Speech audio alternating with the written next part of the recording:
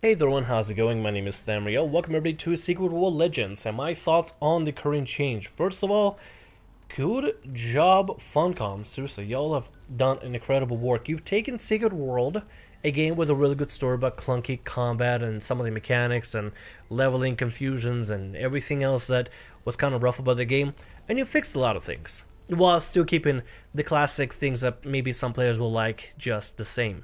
So, something I want to talk about regarding the game, as you can see right now, the game has a very more like an action combat MMO system.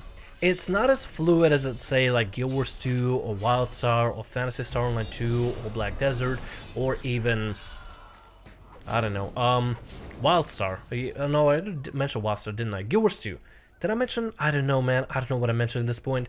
It's not as fluid or free-flowing as those games that are focused on action combat, but it's no longer tap targeting. Even though the game had tap targeting combat, I don't feel like it ever did tap targeting correctly, or at least it didn't feel like it did it right. It just never felt comfortable, never felt like it really fit within the game. It felt very clunky, very slow, very hard to play with, very hard to really understand because global cooldowns and latency would really affect it, and I didn't really know whether I was doing well or bad. I mean, things were dying around me, but I didn't really feel confident in any of the things that I was doing. It just kind of felt like I was just smashing buttons, hoping I would get enough DPS into the enemy before they kill me.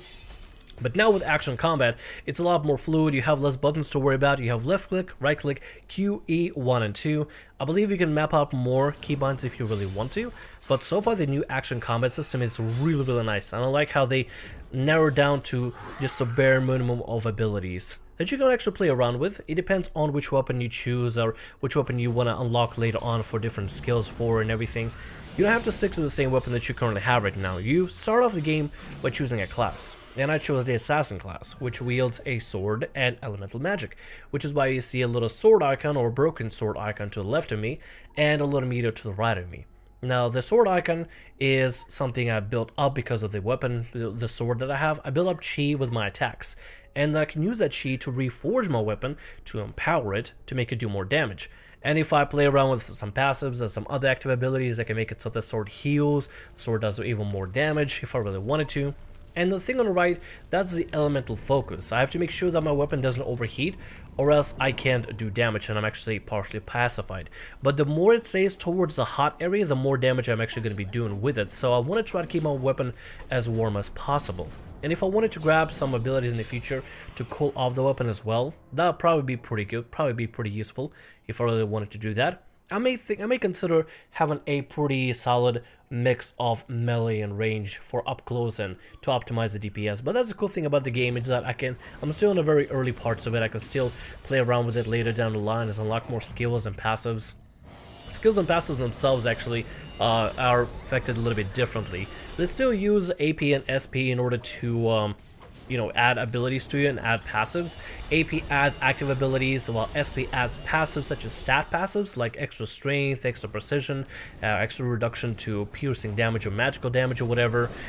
It adds like defensives and offensive passives really nicely, and has actual passives from the game like before. They have been widely reduced to maybe like 6 in total or 5 in total that you can carry at the moment. I believe there might be a way as you level up you may upgrade in the future, but as of this moment I was only able to obtain or just have 6 passives I could slot into my character. Now I don't know if maybe there's a way for me to unlock it in the future or not, but I don't know, it's whatever. It's not that big of a deal for me personally. Now that we covered a little bit more towards abilities, once again, I'll be covering this a little bit more in detail of how to play around with passives in the future. I just want to give my first look, my first thoughts on it. As you can see also in the video, let's cover a little bit more about the crafting system. The crafting system has been completely revamped, which I love that they did that for this game. Instead of trying to create the shape of your current weapon that you're trying to create or your accessory, you simply take what you currently have, right, and you take something of lesser value or something that you don't need. Let's say, for example, I upgraded my focus, right, my elemental focus, so that I could improve it with a better focus, right? I took the better focus, I put in my lesser focus under it, and that actually levels up my weapon. And I don't have to exactly use a focus to upgrade a focus. I can use any weapon I want. I believe actually almost any item won, but it's the tutorial taught you to use weapons for weapons. But if, let's say, for example, I have a hammer and a shotgun and dual pistols and fist weapons, but I don't use them whatsoever, or I don't care to sell them, or I don't want to do anything with them, I can actually use those weapons, right, in order to upgrade my current weapons using the crafting system. All you have to do is just slot in your current weapon that you want to upgrade, the weapons that you don't need, that you're willing to sacrifice for the upgrade, and your weapon levels up. Which is actually a really cool system. I really like that they developed that, because it makes it so that we don't have to worry about lugging things around in our inventory. The crafting system is a lot more intuitive, it's less clunky, it's more easy, it's much easier to understand now, and it's just a lot more fun to play around with, my personal opinion. I actually don't mind it. I actually really like the new system they got going on for it. It's gonna make crafting a lot easier and just simply have managing your inventory a lot better with this new system. Now, the new combat system does have left and right click, and sometimes it can get a little bit off. Like I said, it doesn't feel as solid as something like Elder Scrolls Online or Guild Wars 2 or WildStar or any of the other more solidified action MMOs out there, but it still feels much better than what they have with tap targeting. This game was never meant to play with tap targeting. So I'm so glad they changed the new combat system. It's going to be a lot more, I guess, fun to play with. It's going to be a lot easier to understand for players, and players will have to worry about less buttons and more about the combos they can perform, and just overall have fun focusing on the game. Now, they still have the dodge roll, and dodge roll still has its own cooldown. You can only dodge once per like 4 or 5 seconds, but dodge is going to be a lot widely used now in this game. This actually feels like a fully fledged out action combat MMO. It actually feels really nice. Like, this is actually a really solid revamp. If you haven't tried the Secret World, or you maybe left the Secret World because of the combat, try it out again, because it's right now, you know, free to play. Definitely worth, you know, to try it out. If you like it, then you like it. If you don't, then you don't. Now, the questing has also been changed a little bit, and as you can see also that at the bottom left corner I have a level. Levels are gained through doing missions, through grinds, through everything, through doing boss fights, through doing side quests and everything, and it's just a regular way to level. I'm guessing developers realized that players had a hard time, especially new players that didn't fully understand the system like myself, had a hard time understanding whether they need to level up or not, and how to level up and how to progress further in order to progress throughout the game. And I found a way to pseudo level in the Secret World, but I never fully felt comfortable with it, and I felt it was kind of a clunky system. So I'm glad they added a leveling row for people to play with. Now, because this system is added in the Secret World Legends, doesn't mean it's going to be added in the Secret World. So if you don't want to play the system of, you know, the new system with the Secret World Legends, you can still play the Secret World. They're still going to keep up servers and everything, keep up content for it, I believe. So you don't have to play the Secret World Legends if you don't like the changes for it. It's just going to be an alternative way to play Secret World that I personally really like. I think it's actually going to be really useful and really helpful for new players to get into, and will help them encourage them to get into this game through this new system.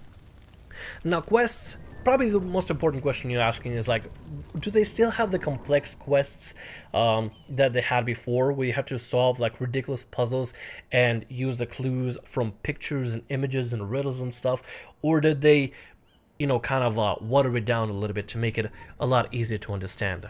Well, they actually did kind of both. The main quest line is very easy to understand. It's very simple. You kind of follow along the leveling road and do your thing. But in between content, the game will say, hey, you need to level up to a certain point before you can continue, so go do other side quests before you continue the main quest line. So while the main quest line is very easy to understand, it's extremely easy to understand with actual clues in game, they do have the side quests with puzzles that are still complex. So they kind of want to mix in both the ease of doing the main quest line with the complexity of the current quest lines, you know, such as like puzzle quest lines where you have to like follow the trail of Illuminati in, you know, in King's Mouth, find the riddle in, you know, for a leader at a town hall, find a painting, learn a clue from a painting to go to a house and go behind a code and do some crazy Wikipedia search like for a book to find out a password in one of the passages. It still have those crazy complex like quests that you gotta do some research for, and some very thinky, no hand-holding quests. They still have that, while having the main quest line be a little bit more simplified and be a little bit easier to do. And before you ask or write in the comment section, yes, the Wikipedia guides for a lot of these complex quests still work. they're still there. Quests have not changed, so the guides for them, in case you get stumped, are still there if you want to ever include them or ever try them out, or if you ever get stumped like I did before in the past. They are there for you to use, so don't worry. Even if you get stuck at them, it's okay to use a guide. And you gotta understand, I'm coming in from perspective of both somebody who really enjoys them, but also somebody who finds them sometimes be overly tedious. Like, I had to go find a follow the Illuminati sign, which is very simple, right? But then I had to look at the riddle and figure out that I need to go to a town hall. Okay, find a painting. Found a painting of a poet. You probably know the quest that I'm talking about. I'm not gonna call it out immediately, but afterwards you're supposed to, apparently, according to the guide, look up the information online in the in-game browser on the information for the book with a specific passage line. Read through the book passage line, and then within the passage line for the book, or for the synopsis of the book online or something, find a particular passage with a number in it, like some sort of code, and then that code is supposed to be used on a shed behind a house somewhere. It gets really complex. So for the people that really like these kind of complex puzzles, they're still there for you to play around with and have fun with. People that don't want them, or don't care to do them, or don't care to have a headache with them, the walkthroughs are still there if you ever want to try them out. The quests pretty much stay the same for the most part in Kingsmouth. I believe only some quests in the later part of the game actually get modified regarding this storyline and regarding how the story gets approached and everything. Aside from some minor lag and some frame drops every now and then in packed areas, I've not really experienced any kind of technical difficulties with the game. Overall, it's been pretty solid. I've been really enjoying my time in the Secret World, and I can't wait to play a little bit more of it, maybe do live streams on it, maybe restart a Let's Play, and focus a little bit more on the new version of the Secret World. Because while I really enjoyed the quests in Secret World and the story in Secret World, the combat just kind of, I don't know, got to me at every single turn. It just really was a grating experience to get into the combat and try to really figure out the clunkiness of it and try to make it work. So it's actually really nice to see the combat and the crafting and some of the questing be changed to be a little bit more streamlined. It's actually really nice, while keeping, you know, the difficult, complex quest lines that I can just look up walkthroughs for. And please don't hate me on looking up the walkthroughs. I know I'm not exactly the smartest person in the world. I don't claim to be, and there are gonna be moments where I want to do less thinky and more questy in order to get the experience. And I don't think I have to solve a riddle from a poet's diary somewhere out in the Wikipedia search or through a Amazon search in order to get my experience and get my level up. I'd rather just go grind some monsters, if anything, or do some world bosses. Thank you, though. But nevertheless, I would highly recommend giving the Secret World Legends a try. It is definitely going to be an experience, and I hope you enjoy your experience of it. I'm going to be enjoying it definitely for myself. I may or may not be streaming it in the future, so please look out for that. I hope you enjoyed this look, and please understand, this is coming from somebody who is very new to the Secret World. I'm trying to make sure that I'm being as honest as I possibly can regarding what I felt about it and with the Secret World and what I experienced with it. I just want to tell you, just give it a try, give it a go, and see if you like it for yourself. If what I've told you is, you know, enticing, then please give it a go. And by no means am I an expert, by no means am I somebody who, you know, who you should go to for Secret World. As a newcomer to the game, I'd highly encourage other newcomers or people that have played the game before, tried the game before, that maybe been bogged down by the questing, bogged down by the combat, bogged down by the clunkiness. Definitely give this game another go. The combat is very refreshing, and the new systems, the new look that they painted for the game and just did for the game is a lot more refreshing than it was before. I highly encourage to give this game another go, another try, another gander, and I'm going to be doing the same with y'all. Nevertheless, thank you so much for watching the video. I hope you enjoyed. I hope this actually helps you get a, you know, perspective on the new changes for the game. If anything, I would highly recommend looking up some professionals for the game, like the Hive Mind. Maybe he's going to have a video on it to more in-depth explain about some of the changes, since he is a veteran of the game, or some of the other YouTubers that I personally don't really know. But if anybody wants to recommend them in the comment section, please feel free to do so. Leave a link to the videos if you really want to. You have full permission to do that.